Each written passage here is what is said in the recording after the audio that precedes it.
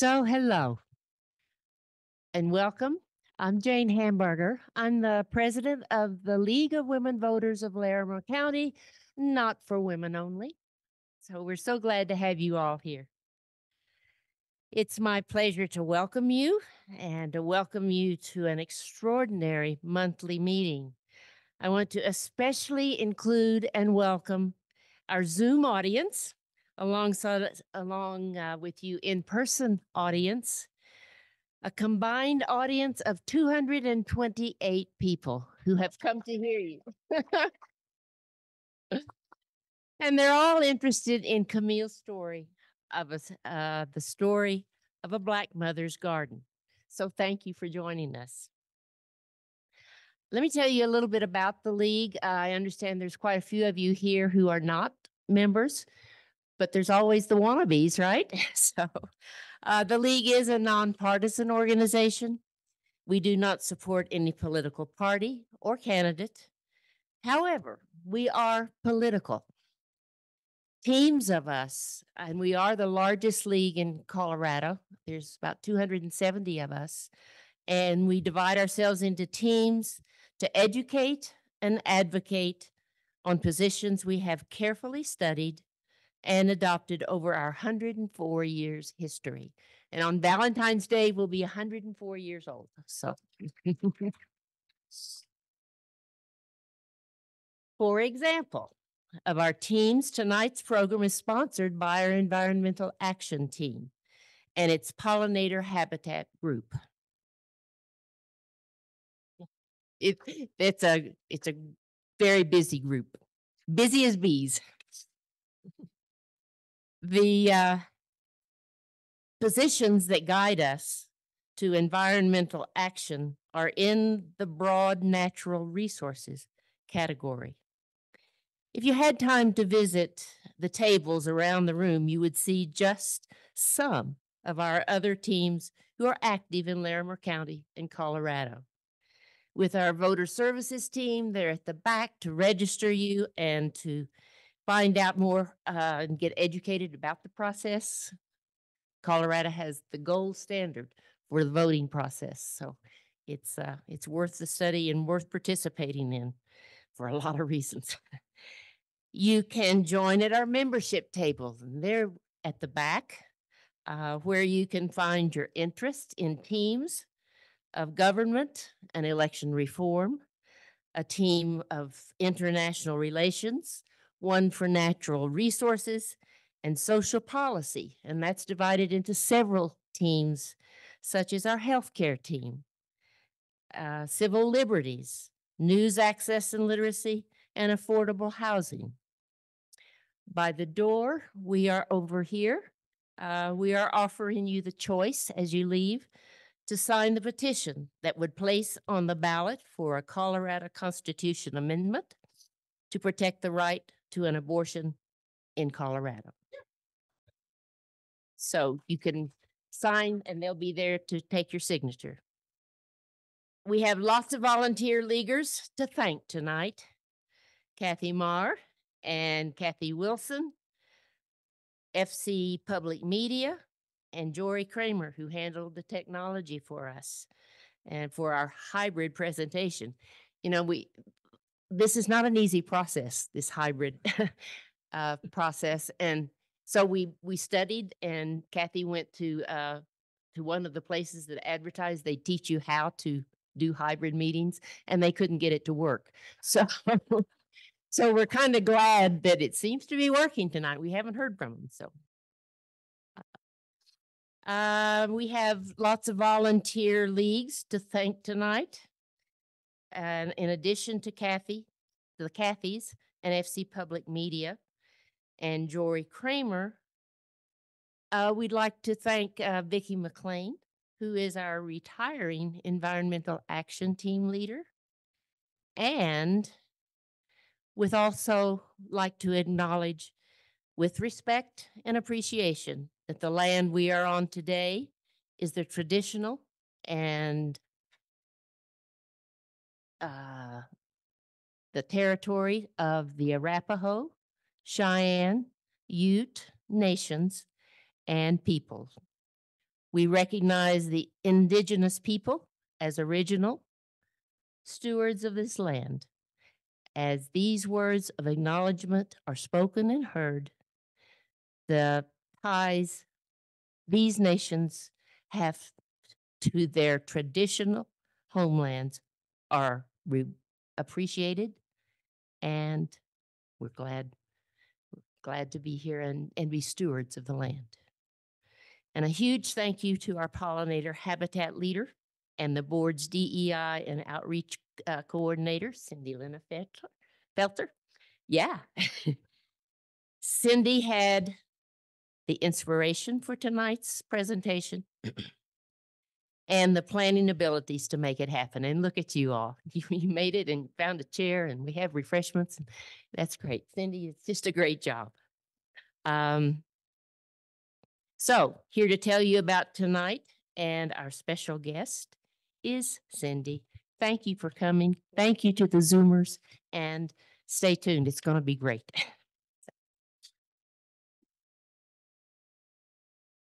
Okay. Thank you. I want to go over just a couple logistic points. Following Camille's presentation, she will be doing some question and answers for us. The in-house people noticed cards on their chairs when they came in and some pens. You can write your questions on there and then pass them to the outside aisles. We have Mary and Jory that will be collecting them during the presentation and following.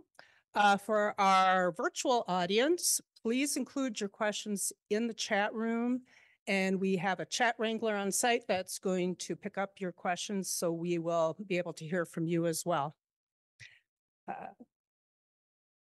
Tonight, we are honored to have Camille Dungy. She is a multi-award-winning poet and an acclaimed essayist and critic. Professor Dungy is the author of 4 collections of poetry, most recently, Trophic Cascade, winner of the Colorado Book Award. She is author of 2 essay collections with her forthcoming Soil, the Story of a Black Mother's Garden. She writes, whether a plot in the yard or pots in the window, every politically engaged person should have a garden. We should all take some time to plant life in the soil. Please help me welcome our very own Fort Collins distinguished professor from CSU, Camille Dungy.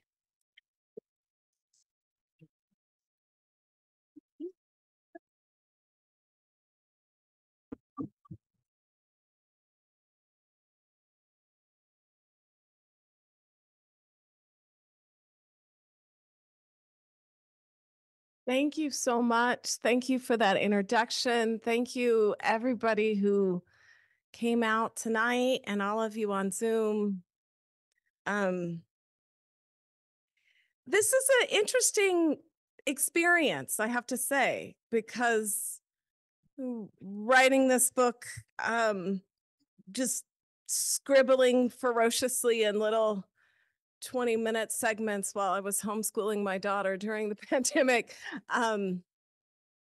to anticipate the degree of connection that I've been able to make with so many people about these ideas that are clearly important to a lot of us has been really, really touching, right? So remember how isolated that all felt, that we were just by ourselves, talking to nobody. And I guess that wasn't true. So thank you. I thought that today what I would do is read a couple parts of Soil, start at the start. That always seems a good place to begin, to just introduce you into some of the thinking that went into it. And then eventually, as we said, I'll open up into questions. And then maybe sometimes in order to answer a question, I might just find a part from the book where I already wrote the answer to be able to explain it. And sometimes I'll talk off the cuff. I hope you can hear me. Raise your hand in the back if you can't. I'm at the tail end of influenza A. I don't think I am contagious anymore, but I was wearing the mask just as a in case. But I just, this is about as loudly as I can talk. So I'll scooch up closer to the microphone if you need it. I'm getting thumbs up in the back there. All right. I sat in my realtor's Lexus while she toured me around Fort Collins, Colorado during the waning weeks of May 2013. At that time of the year, I know now, flurries from cottonwoods fill the northern Colorado sky. Fluff gathers in yards and along the road's margins like snowdrifts. Apple trees, mountain ash, hawthorns, choke cherries, all their white petals fall onto sidewalks, pile onto windshields. Neighborhood by neighborhood, petal-strewn curbs whiz by the car windows, disorienting me. All that whiteness swirled around us, and I wondered what I was getting my family into. I thought that by May, Colorado would be heading into summer. Silly me. But the wide-flung whiteness made me think the cold of winter might be all this town could offer me. My shoulder-length black locks and the realtor's brunette waves swayed in and out of each other's side views. We never got out of the car. I didn't want to look closely at anything yet. Later that summer, my husband Ray and I would come back and choose a house to buy. On this trip, I just wanted the lay of the land. Fort Collins is a long hour's drive from the northern edge of Denver and just 30 minutes south of Wyoming's wide open rangeland. The American plains spread behind us as we drove. Jagged granite peaks of the Rocky Mountains loomed ahead. I'd arranged the real estate tour because I planned to accept a job that would transplant my New York City born and raised husband and our 3-year-old daughter, Callie, from Oakland, California. This was a final chance to see if it felt safe to move my family to a state where I had been born, but where I hadn't lived since I was a toddler. For more than 140 years, Fort Collins has grown around its university and old town center like rings of a tree. Every 2 decades or so, a new ring raises subdivisions from the surrounding farms and ranches and the remaining grassland prairies. The town's steady growth meant we could afford to own a house with a yard, leaving behind the rented apartment that overextended our budget in Oakland. The university offered me a position as a full professor and a secure teaching position for Ray as well. The community's respect for education meant an accessible system of high-quality public schools for our daughter. All these possibilities excited me. I wanted a home where our family could stretch out and root down in peace. But I had to figure out what was going on with that white mess all around me. Was I going to suffer teary eyes and headaches thanks to all the shedding cottonwoods? Would my allergies flare in this environment? Were those fallen ash petals going to be a hassle to clean up? And what about the people in this predominantly white town? Would they welcome our Black family? My mind worked as it wondered. I looked to understand this place's disposition based on evidence of my interactions and the history of others' interactions with the living world. Carrying with it seed looking to grow a new tree, cottonwood fluff can travel on the wind for up to 20 miles. As May unfolds into June here, the ash's white petals will finish. The hawthorn petals, the choke cherry buds, and the apple blossoms too. The tree will go green, leafed out for a new year, gorgeous in their own ways. What fruits come in place of the petals will welcome birds who'll take berries for themselves and also to feed their young. birds who set up nests sometimes, or sometimes just settle for a moment's rest. I have to stay in one place long enough to see it, but there is promise all over when I look. At our tour's end that late spring day, the realtor asked me, "Where do you think you want to live?" I've been working to answer that question ever since. So we ended up buying a lovely late 80s house in the sort of south side area of town near Lopez Elementary School. I love the house. Um, I felt like when we did the tour, it was the only house where my husband walked the perimeter of the whole house and like went up and down the street, which to me, he has some guard dog tendencies, my husband. And and it felt like it was a sign, you know, like sort of was trying to check out the territory. And I felt this sort of like this is what a house is supposed to be feeling when I entered it. I then later realized in terms of the interior decor that some of it was because it looked a lot like the house I grew up in 1986 still. So I had to do some work inside and outside. The yard had this incredible uniformity, which having come from the Bay Area was just really, really difficult my first winter because it was just gray. It was it. It was like gray grass and gray rocks, and then like a sort of grayed down juniper tree, you know? What was it? And so right away, I thought, I've got to figure out how to make something more vibrant in this space. And I worked bit by bit at creating a native landscaping that like comes up much earlier and stays up and just becomes more engaging. Really was just selfish, you know, like we could talk about the pollinators and all those things. It's true.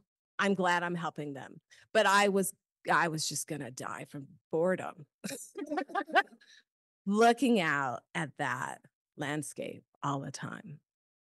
So then I would just get these ideas, you know, and I would decide what we're going to do now is start this little project in this part of the yard or this little project in this part of the yard. And um, sometimes I'd think the projects through and talk to other people, and sometimes I didn't. One October morning, 6 years after that tour in my realtor's Lexus, a large white truck dumped 7 cubic yards of shredded cedar mulch to cover our driveway. Then the truck dumped another 7 cubic yards of compost-enriched topsoil onto the street in front of our house. The Wednesday the soil and mulch arrived was not a calm day. Since the weekend, wind had blown at rates of up to 40 miles an hour.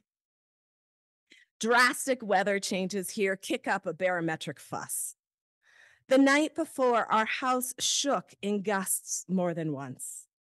Fallen leaves blew everywhere and gathered with dust motes and stray trash in crevices around our porch and patios and shrubs. Such winds come to Colorado to warn us that though the day rose warm, by nightfall, our yards could be blanketed in snow. That October Wednesday was not the ideal day to open our home to many hundreds of dollars worth of soil. Why couldn't they deliver it on Friday? Ray asked a few days before the truck arrived. Because Wednesday is the day it is coming, I said. Set on completing the first steps in our yard project before Halloween, a week away, when costumed and sugar-crazed kids would crawl through our neighborhood, I hadn't considered the wind. I simply called the landscaping supply company to arrange delivery, and the delivery was there. Ray and I danced around the mound in the street, trying to protect our soil from the wind. Our friend Tim stopped by briefly on his way to deliver a jacket to his daughter at the nearby elementary school. He couldn't stay to help, but he watched our frenzied motion for a moment. If this isn't a metaphor for marriage, I told Tim, I don't know what is. The plan had been to convert the water-hogging South Lawn into a drought-tolerant, pollinator-supported flower field. But between a book tour that had me out of town nearly weekly from June to October and the work of overseeing some interior renovations when I was home, most of 2019's planting window had slipped by me. A snowy spring had run straight into blazing heat of summer. Then it was fall, and soon the snow would be flying again. What are you going to do about the South Lawn? Ray asked several times that summer. He was enthusiastic about the idea of creating a yard with more breath of life than the turf that had come with the house. Like me, he'd read climate reports in The Guardian and the New York Times, dropped into our emails every day. We both knew the catastrophic impact of our local pollinators. We both knew the catastrophic impact on local pollinators wrought by decades of American suburban lawn culture. Knowing that sometimes even good ideas overwhelm me until I let them go, he warned, we should get started before it's too late. So we did. We got that this giant delivery of soil, and then had to figure out what to do with it, right? Like, because it's super windy. Tim ends up calling us, Ray and I, like he had to go and get tarps to cover the soil. And then we went to work, and then Tim called us while we were at work and like, you should come back. The tarps have blown off. And so we had to like race back from campus and like cover up the things more carefully. A neighbor drove by, Mini Cooper man. When I finally had to I wanted to thank him, I walked around the neighborhood until I saw the Mini Cooper in the driveway. And delivered us some bricks from his wife's she shed. And so it was like this community endeavor to repair this spur of the decision choice that I had made to have the soil delivered on like a really not good time. And from that moment and so many moments in the process of recovering and regenerating and honestly rewilding this yard, I've learned so much about what community can mean, right? Like I go into these things being like, I just can't look at that grayness anymore. And then all of a sudden there's a whole bunch of people who are with me in the process of making that change. And I've learned about seed swapping, and I've got friends that we share plants, and my neighbors and I talk about what it is that we're going to do and how we're going to do it. And people look out for me, and I can look out for other people. And so from moving from this monochromatic, not particularly life-supporting landscape into this diverse, wild, pretty sometimes crazy space, I've broadened and widened all of my ideas about what community might be, which feels to me to be an awfully political kind of movement, right? Whether a plot in the yard or pots in a window, every politically engaged person should have a garden. By politically engaged, I mean everyone with a vested interest in the direction the people on this planet take in relationship to others. We should all take some time to plant life in the soil, even when such planting isn't easy. Our South Plot's newly exposed surface was as hard and crumbly as the sloughed off parts of an old red brick. Too dense for most plants' delicate roots, the clay seemed dead and unproductive, lacking the organic materials, the microbes and fungi and insects that differentiate useless dirt from what gardeners call soil. The weight of the thick sod had compacted the earth so that water pooled on the surface instead of penetrating. I had to pound my shovel to break through. The clay crusted and cracked and formed rocks the size of Callie's 9-year-old fists. I was going to have to amend the patch, to feed it, aerate it, enhance it if I wanted to welcome new life. Even though this tract of land was accessible, I'd have to work to build a garden. I wanted to work to build a garden. The green of growing things calms me. Plants stabilize me, and I am interested in the patience that is required as I wait for growth. For the politically engaged person, any of us, such patience is a key to survival. Patience is a kindness that carries me through the long days and the longer nights. So, one thing I should tell you about myself is that I'm Black. And Fort Collins is not.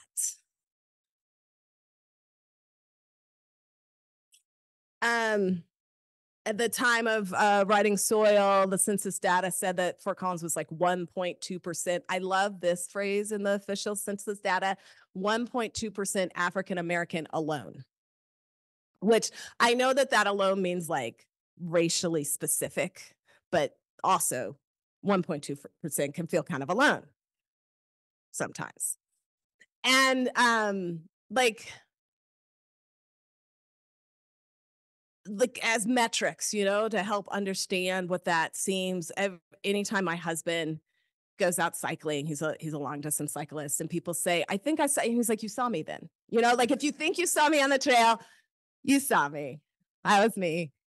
My daughter remains the only Black child with 2 Black parents in her 780 student middle school. Like that's what we mean, like metrically wise. And you like, there are so many good things about Fort Collins, and so like, okay. um, but when I set out to decide to create this wild looking yard, there is always in me this sort of piece of a question of like, are people going to be like, oh, and also that's going to happen to the property values, right? Like this question of what sort of difference is too much difference in some communities to become a risk. And so as I set out to think about why I wanted to create this space of native pollinator friendly low water planting, to me, it was not only an ecological question. It was also a cultural question, a social question, a community question, and a historical question. As I thought about what parts of our landscape have been honored, cultivated, supported, and what those decisions have said about ideas of community identity over time.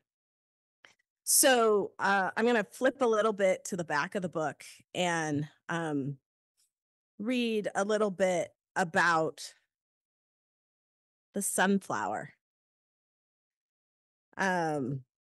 which I love. And what that plant, like many of the other plants in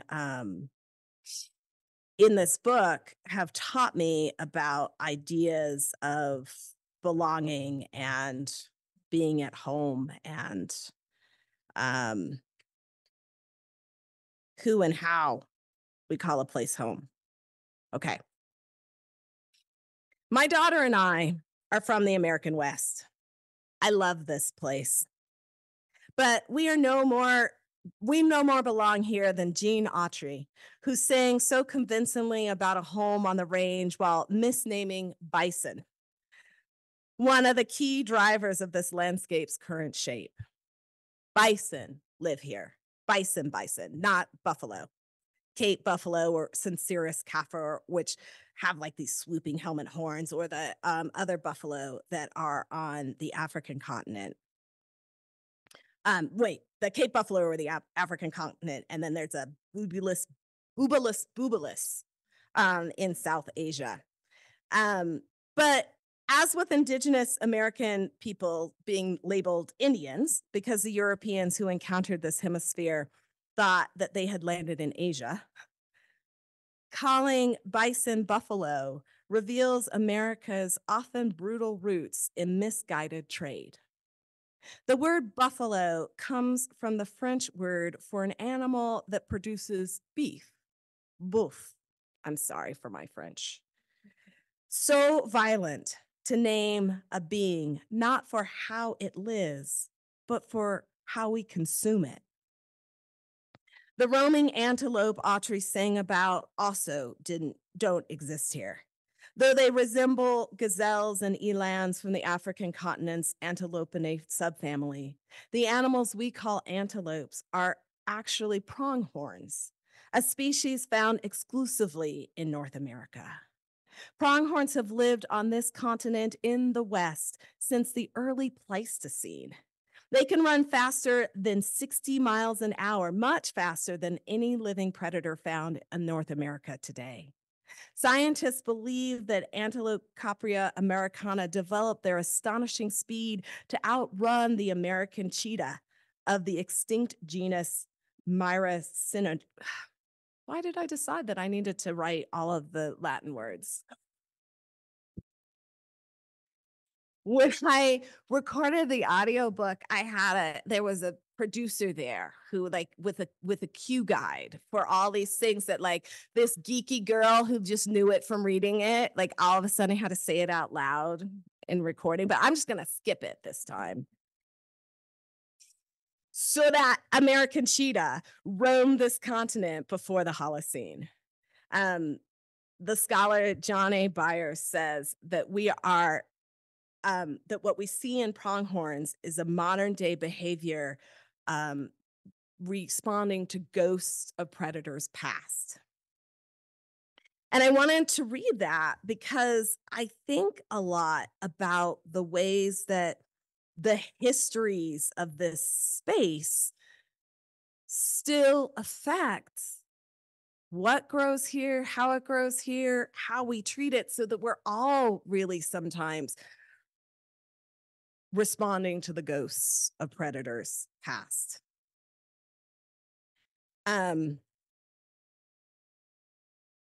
If from the window in my study, I look around the blue spruce to one of our neighbors' yards, I see a mostly dead cottonwood tree. The tree stands 70 feet tall, and though she still grows some leaves in spring, sending puffs of snowy fluff around the neighborhood each May, all but 2 of her 8 prominent limbs are gray and bare all the year. Through those limbs, I can watch the sunset, as if the fading red light wants nothing more than to be caught up a while and held before disappearing. Before this subdivision, before all these lawns, before the landscapers put in aspen, which prefer thickly clustered groves that lawnmowers and garden pruners prevent, before human sighted junipers and sidewalks, grew rabbit brush and blue grama and fringe sage and milkweed. Near the tributary for which this neighborhood is named grew the West's largest deciduous tree, the cottonwood, sturdy and steady, even past the prime of her full show of yellow-green flowers. 5 miles east as the crow flies, and close to the interstate that could take us straight up toward Fort Laramie in 2.5 hours. There once stood a cottonwood people here called council tree. That tree lived perhaps 120 years. Even after death, the tree kept counsel another 70. A local Arapaho leader met white settlers under the tree to resolve disputes and barter agreements. The Arapaho also held counsel there among themselves, as did the Ute.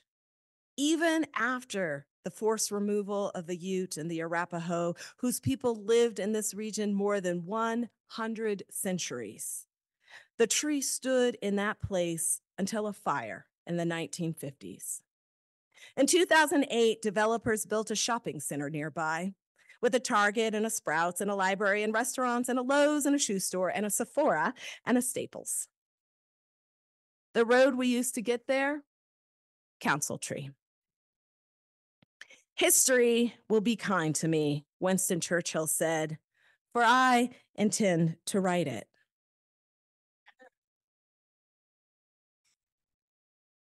In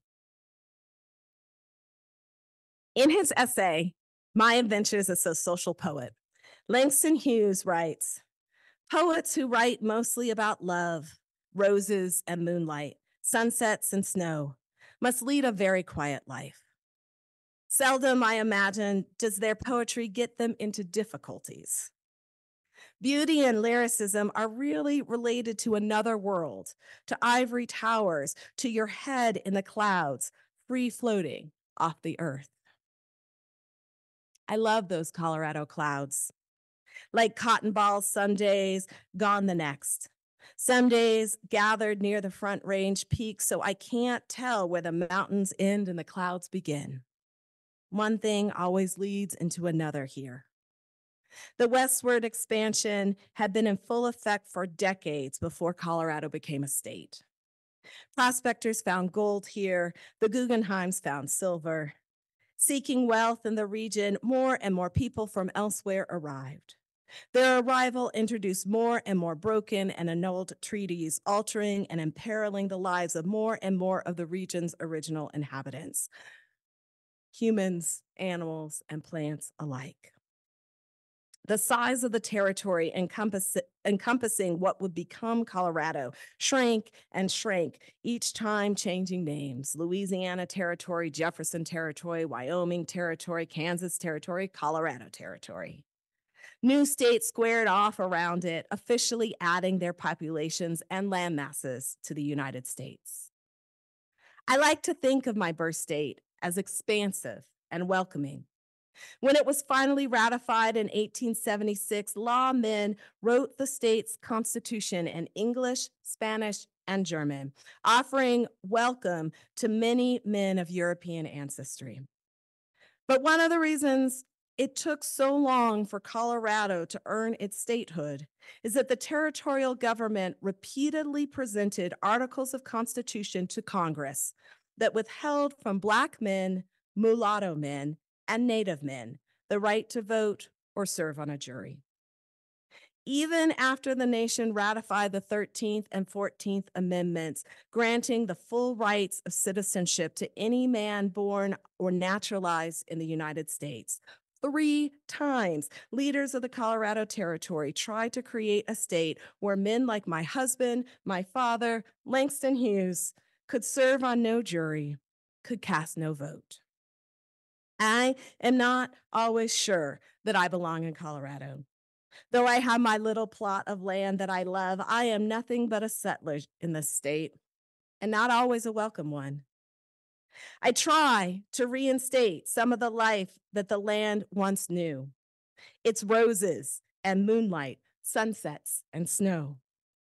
In our sunflowers on a mid-August morning, as many as 10 goldfinches perch, nibbling on petals and pistils and seeds. They blend into the foliage. I watch for the sun to catch the rustle of their golden feathers. Sunflowers are native to the American West. They grow wild here. A man who I write about a lot in the book named Thomas Nettle identified 2 different species of sunflowers on his westward tracks. Indigenous people have cultivated sunflowers in this landscape for 4,000 years. Thanks to Van Gogh's paintings and to the mammoth sunflowers of Russia, whose genetic alterations circled back to this continent to help grow the 13-foot tall hybridized beauties in my yard, I thought of Europe when I first saw them. But starting with the Spanish and the French and continuing through Thomas Nuttall and his Anglo and Euro-American fellows in the 19th century, people pulled sunflowers like Echinacea and Black-Eyed Susan and Coreopsis from the land here, shipping them to gardens in England and Europe. Bred to have only one large head and concentrate growing energy for a yield of larger seeds, Russian sunflowers differ from Native American versions, whose genes remain strong in my yard. The sunflowers I grow boast many shoots and branches from which small heads of sunshine bud and blossom from July until the first hard frost. I can't blame anyone for wanting to gather and cultivate in their own gardens species from across the American West. If I ever have to go away from here, I'll be loath to leave these flowers. I was born in Colorado. I think of this place as the place I belong. But this is not true. The cottontail rabbits who live and sometimes die in our yard, they are the natives, though they bear the names of a man from England. Some of the plants that they like best, prairie mallow, wine cups, little blue stems, are natives here too. I hate to think of all who have died here or come to harm so that I could claim this as my home. Some I had a hand in killing, and some deaths, though not by my own hand, I benefit from. Despite everything, I want to set a path towards survival. Despite everything, I want my family, so many of us, to lead a very quiet life.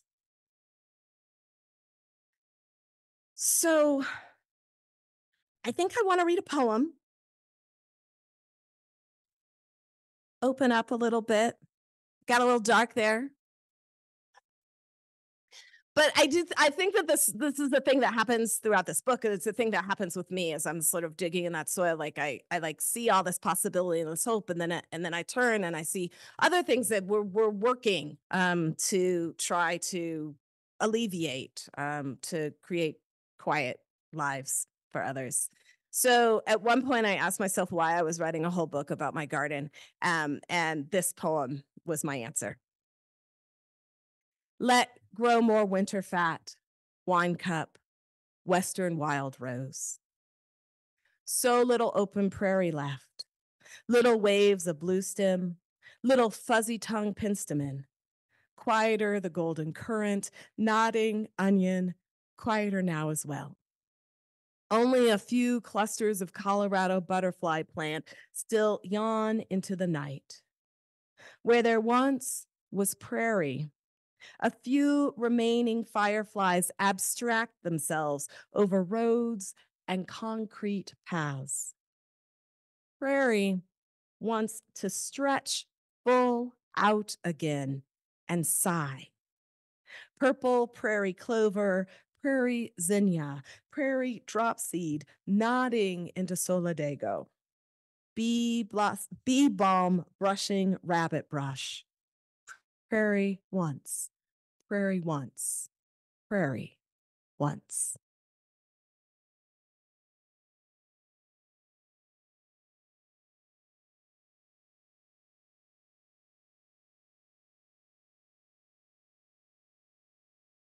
So now, how about I answer some questions for a while, and maybe I'll pop back into reading a little bit, and I'll probably close with a poem too before we really, really end.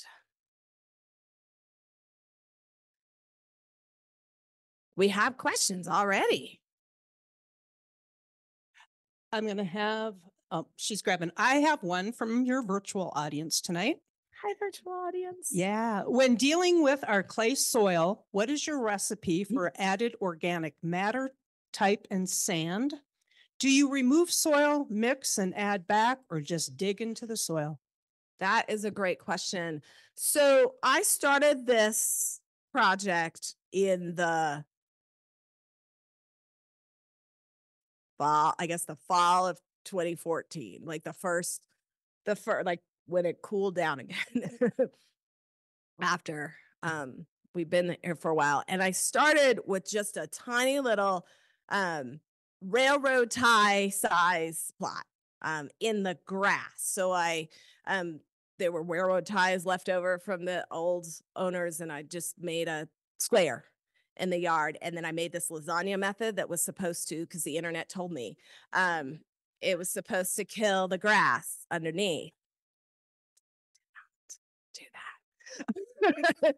And so that was the first plot. And then I also pulled out some of the rock hardscaping around, and that was just like the depleted, as I was describing. That rock that I pulled, they were small enough sections that it was just usually topsoil that I got at the hardware store or from some of our local places. As the projects have gotten bigger and bigger, I have done more augmentation, brought in soil from elsewhere. I will say about that, that's a tricky thing. You got to trust your soil provider that you're not then importing whatever they've got in their soil as well. Um, there's in there's no easy answers. If you have the time and the patience, creating your own composting layer, aerating the soil, building that is the way to go. But that takes years, really, for that to develop. So the way that my project happened in patches, you can sort of point to one yard and be like, well, I won't do that again, like that section. But then this part of it, I do like. And also, it's what do you put in it, right? Because you're not putting in plants that want really rich mulchy kind of soil into our clay. You can find plants that are often like, this is fantastic. Thank you. I've been waiting. I've been waiting for nothing my whole life. And so part of that's been for me a big part of the experience is learning what grows where, like literally which corner of the yard will that plant work in. It didn't work there, but it does work there. And patience, patience, patience. Thank you. This comes from the audience here. Why did you decide to have black and white photographs in this book as opposed to full color photos? I'm not even sure Simon Schuster would have entertained a full cover. Okay, maybe they would have. If you don't know, throughout the book, I have images, two different kinds of images. One are images that my daughter and my friend Mary Ellen Singer took in the garden, and the other I sent clippings to a photographic artist named Dion Lee, who is gonna be in the Whitney Biennial this year. Yay, Dion Lee! um, and she got clippings in my yard. And so she is the black and white. That's her form, is working in black and white art. I met her at a talk and I said, I wanted images in this book and I didn't know what. I was about to tell you a secret, but there's like 250 people here, so it's not really a secret. So I'll just tell you, I had thought that I wanted pen and ink drawings. And then Amy Nasukumataro came out with her gorgeous World of Wonders, and she has beautiful pen and ink drawings. And I was like, well, I can't then do that because it'll look like I'm copying her. Even if I had the idea first, she published her book first. So then I had to like come up with some other plan. And I was talking to Dion, and she helped me figure it out. But the black and white images that Dion made also feel very timeless because of the technique that she used. And because the book does so much diving into history and moving into my own personal past and the American past, I really kind of liked the way that the black and white photos will always be as they are, where color photos age every 5 years. Our technology and color printing changes, and that would age them in a way that I didn't really want. Thank you. This person asks, what is the most beautiful moment you've had in your garden? Oh my goodness. Wow. No secrets? Yeah. I mean, one time a Western tanager came. Those are gorgeous. That was happy. And the day that a hummingbird, like the first hummingbird I had ever gotten in the yard, and it came to one of my dahlias, and it was a late blooming dahlia, and then like in came that hummingbird, and that is just, I felt like, I'm doing, that like these birds are coming. They're not coming to the feeders. They're coming to the food, the real food that I've put into this space. And so we really like, again, this idea of broadening community through growing diverse landscaping. So I think that's it. The moments of welcome, of seeing living beings that I haven't seen elsewhere and I haven't seen in that space, find sanctuary in my yard. Makes me happy. Okay, this seems to be a common question, Camille. Did you get any pushback from your neighborhood or HOA, or did you get support from the get-go? It seems like many people struggle to get their HOAs on board with lawn removal. Yeah, that is a very good question. And I was lucky. I was lucky partially because of my tactic. I just started small, and I figured if I started small and just like kept like scope creep, eventually by the time they figured out what I was doing, they would also know that I was right.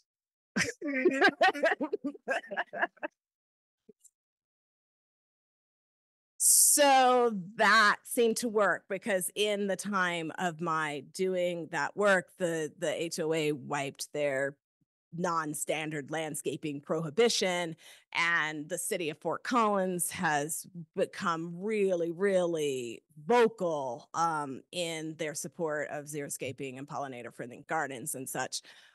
So I was lucky. I know I write about it in the book. There's just horrible stories of people having incredible fines, having their yards bulldozed, going into really deep political legal battles over doing what is right. But luckily, the state of Colorado is also on board, and it has legislation that is supportive of people making these kinds of decisions.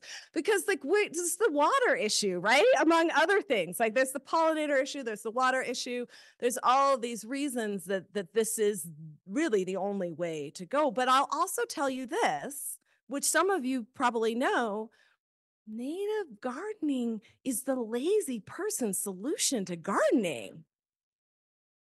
Because this is such a crazy climate, but it's not crazy. It is what it is. And so if you put the plants that are acclimatized to our weather and our soil and our world and the sun and all the things that are in this place, those plants thrive without my having to be out there doing as much work as I might have to do for some kind of Mediterranean garden up here in the high desert. And so I've found that another reason I haven't gotten pushback from my neighbors is that my garden actually looks nice for a long time.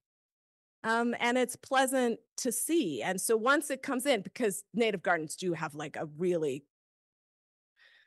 like adolescent phase is awkward, right? They have like an awkward phase for sure. Like head braces and so on, like pimply and awful. But then like once they get past that, they're lovely longer. And so I think that that's helpful too. Very good. What project in your garden are you most excited for this year? Also, what will your next book be about?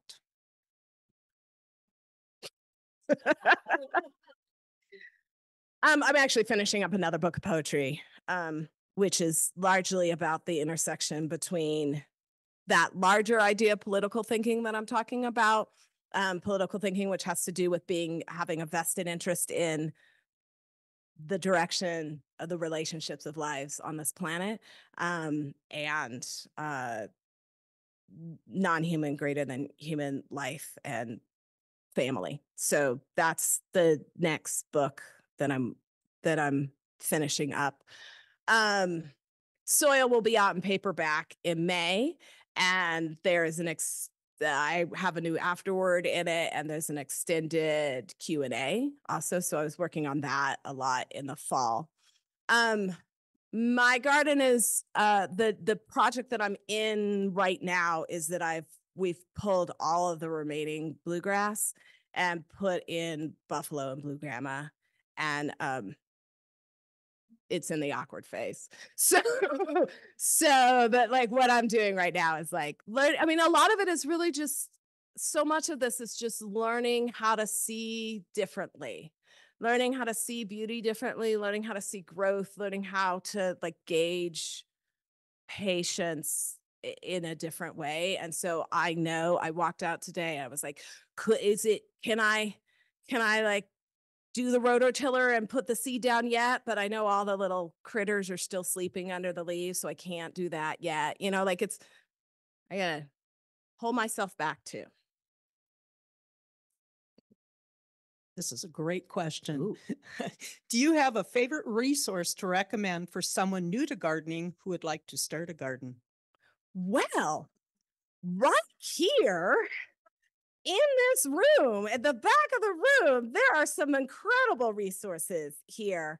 I would advise, if you have an opportunity, to go to some of the seed swaps or plant swaps that happen, or the municipal gardens sale that they have Mother's Day weekend. Like, there are a bazillion people there who are happy to tell you what they know about gardening and would be delighted to share information with you. This community actually has an insane number of resources in terms of that. So you can turn to the internet, but I think it's useful to stay here because, again, our climate is so particular. So many things about this place are really unique, that I would be careful about getting your advice too far flung. What works in Alabama isn't going to work in Colorado.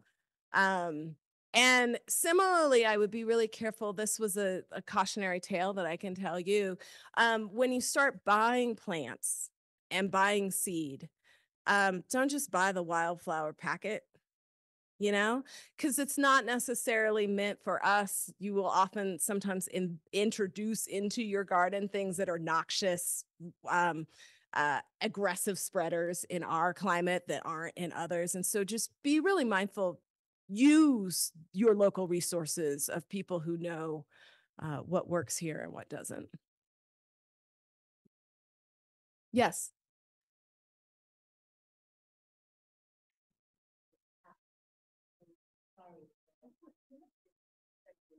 My name is Dr. and I have lived in Fort Collins for a very, very long time. And you've mentioned several things. And you mentioned the American past. I think they're going to get you a mic so that. I have so many comments to it that I could. It will be helpful because then I don't have to. Is that you've mentioned, Camille, and I appreciate you coming here. You mentioned, I better wear my glasses. You mentioned the American past. You mentioned the real estate, historical. You mentioned the community could be. You mentioned the historical question, the cultural question, the environment question, and the healing differently. I've lived in this town for a very long time. I come from a family of migrant workers. So when my father was looking at real estate, he was only allowed to to buy in the Buckingham area, which is on 3rd Street.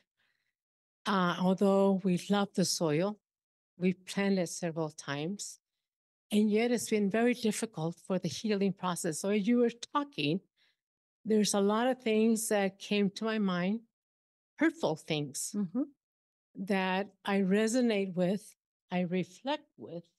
And yet I said, you have an opportunity to educate this audience about this city has never been very welcoming to people of color. Not people that look like me, not people that look like you, and yet, or people of Native American descent. And yet I was wondering, the question is that you had an opportunity. I haven't read your book. I was invited here by the book club. And so I appreciate to be here. But I said, but we have an opportunity to educate our audience about the hurtful things, the harmful things that the city has done to our people. So and again, I haven't read your book, but we have an opportunity to mention those things in the books that we write about the wrongs that we've done to people of color. And how can we start healing? And planting is great. Because when my husband committed suicide, and so my father said, we need to plant a garden so you can heal. And that's how I began my healing 20-some years ago. Thank you for sharing all of that.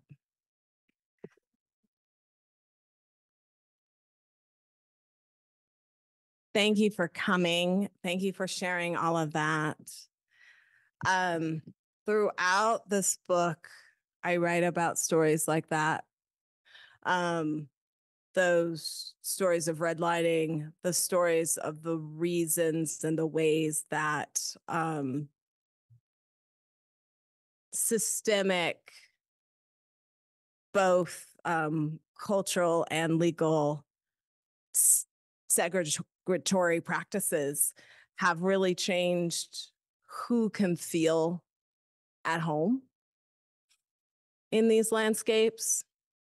The reason why I have an additional piece second guessing myself when I go against code and decide to do something in my yard, because I mean, I'm just lucky to be a Black person allowed to own a, right? Like based on the history of American real estate practices. So I write about that. I write about my own family's history of that kind of treatment and larger questions specifically related to Indigenous American and Black American cultural histories. And I think that there is no way to adequately and completely move towards a productive, healing, positive forward motion in our relationship with the land, without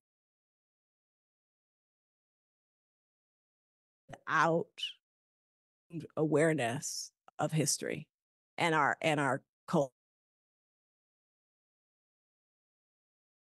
cultural. I know that this is a country, this may not be a community, but this is a country think about the past very much, and certainly doesn't like to talk about the hard parts of it, the brutal parts of it, the violences that have been done one to another. But I think of this, there's no way for me, I'm the daughter of a physician, there's no way to actually repair a trauma without knowing what the trauma was, without seeing it, acknowledging that trauma, incorporating the facts of that trauma into the healing choices, right? And so to me, this sort of intersection between social justice and environmental justice, it says a lot about where people are in this town now, still to this day, right? Where are certain communities living and why? It says a lot about which people have the freedom to make choices about what they grow and don't. There's a moment in the book relatively early on where my daughter and I were just out. We were just out having a good time. I just was like outside having a nice time. It was early in spring, a lot of dandelions. So I thought, well, we could have a nice time and you could pick the dandelions. We could have like a 2-for-1 thing. And she was having a really great time. We were like having a little race. And she was like, I wonder if this is how they used to do it in the olden days. And I was like, well, in slavery times, like I just like went all the way there. And she was like, I just kind of meant 1940, you know, like that's like she was not going there. But to me, there was no, like, I really needed to talk to my daughter about the fact that we were having fun. And this was like a joyful experience, but there would have been children, still are children, who don't get to make those kinds of decisions. And so every time I make a decision about what I do in my yard, I'm making that decision with an awareness that I have that liberty and I don't take it lightly. And so I do, as I think you're saying, I use this book as an opportunity to share that kind of complexity as I'm talking about just gardening, but also how simple acts like gardening, like cooking, like sewing, like childcare, all of these things, these simple acts that we do in our daily lives really reflect who we are, who we want to be, and who we've been allowed to be in our past, right? That was a big question. So, all right. What do we think? Maybe 2 more questions? I don't know where we are for time. This goes along with the current theme. Could you please provide 3 ways to help uplift the BIPOC community? Maybe 1. Okay, so I'm always interested in a question like that because I want to know if that question is coming from inside the BIPOC community or outside the BIPOC community. And we don't know. So I'm going to give you 2 ways because those are different. The answers are in some ways different. If this is a question from outside, the answer is to be quiet and listen. Don't get defensive. You're going to hear things that are hard. You're going to hear things and wonder, is that me? Did I do that? And maybe yes, sometimes, maybe not you, maybe but just listen. Be still and listen. If we're thinking about this in terms of like plant life, right? There's like, you can plant a plant and it may look like it's not doing anything and you have all the answers and the ways to fix it, but it just needs to sink into the soil for a little bit and it will do its thing, right? If you just listen to the plant, just listen. For members of the BIPOC community, it's about learning to feel comfortable speaking the truth in places that sometimes you have to say, stop, be quiet, and listen, right? So it's this kind of pushback sometimes of wanting to speak truth to communities that for whatever reason sometimes can't hear or don't want to hear. As I was working on revising this book, I had a few crises of faith where I thought, I'm writing a book about race in a super white community that I call my own, but which I will sometimes be like, I'm deeply uncomfortable in these particular moments or these particular interactions, and I don't know what my community will say. And I can think of 2 walks that I took with white women who were dear friends of mine who told me, if you need to tell this, I need to listen. And I may not want to hear it right away. It may be hard, but I need to hear that. And you need to trust that a community who cares for you will be willing to listen. And so that's the two-sidedness. I need to trust that I can tell my truth, and I need to trust that you'll be able to listen. And that's really it, right? Once we start there, we can go a lot of places. I have a parting comment I'd like to share. This was from our virtual audience. This individual expresses an appreciation for your experiences as a Black woman, mother, neighbor, and steward of the native land, beautifully woven into a tapestry of an ecological poetry. Thank you for sharing your story in your way. Your book is so transformative. Oh, well, thank you so much.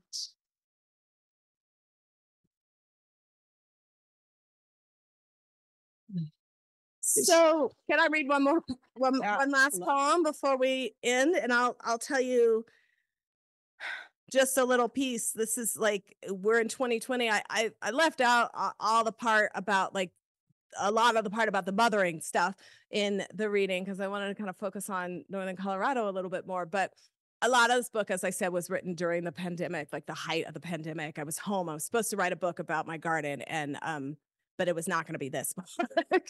And then the pandemic changed so much of so many things about how, and 2020 in general. And so in the midst of all that just yuck that was happening over and over and over again, I was watching this garden start to grow, and that gave me a kind of peace. And my husband found his peace from reading the Trail Ridge Road clearing reports. So every morning before he opened the news, he would tell me the situation up on Trail Ridge Road. And the beauty of the living world is that it is full of realities that are facts and also really amazing metaphors for the human heart. In her mostly white town, an hour from Rocky Mountain National Park, a Black poet considers centuries of protests against racialized violence. 2 miles into the sky, the snow builds a mountain unto itself. Some drifts can be 30 feet high. Picture a house, then bury it. Plows come from both ends of the road, foot by foot, month by month. This year, they didn't meet in the middle until mid-June. Maybe I'm not expressing this well. Every year, snow erases the highest road. We must start near the bottom and plow toward each other again.